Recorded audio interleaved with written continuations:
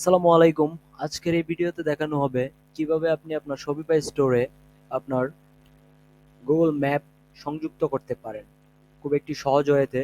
তো চলুন দেখা যাক কিভাবে আমরা সেটি সংযুক্ত করতে পারি। এটি হচ্ছে আমাদের শপিফাইয়ের ব্যাকএন্ড এবং আমরা এখান থেকে ডিরেক্ট চলে যাব অনলাইন স্টোরে।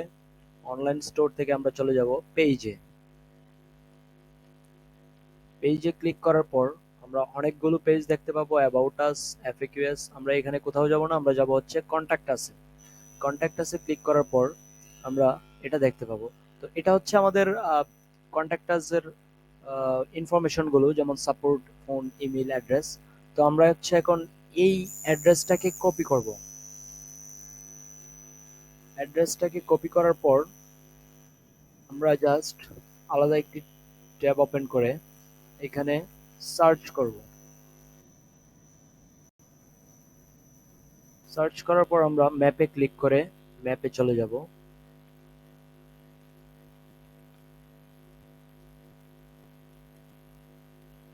তো ম্যাপে যাওয়ার পর আমরা এরকম একটি ইন্টারফেস দেখতে পাবো। এটা হচ্ছে আমাদের লোকেশন। তারপর আমরা শেয়ারে ক্লিক করব। শেয়ারে ক্লিক করার পর এটা হচ্ছে আমাদের লিংক, মানে আমাদের এই ঠিকানার লিংক হচ্ছে এটা। তো আমরা এটাকে লিংক করতে পারি অথবা এমবেড ম্যাপেও করতে পারি। এমবেড ম্যাপে হচ্ছে কপি এসটিএমএল, আমরা এটা দিয়েও করতে পারি। আমরা জাস্ট এটা দিয়েই করব, কপি এসটিএমএল। এসটিএমএলটাকে কপি করে নিলাম, কোডটাকে কপি করে নিলাম।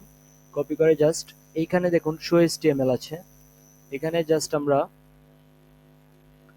এই জায়গাতে এন্টার দিয়ে আমরা আমাদের ওই কোডটাকে পেস্ট করে দিব। পেস্ট করে দিলাম। পেস্ট করে আমরা এটা সেভ করব। সেভ করার পর আমরা ভিউ পেজে ক্লিক করব, দেখবো আমরা এটাকে আসলে সংযুক্ত হয়েছে কিনা।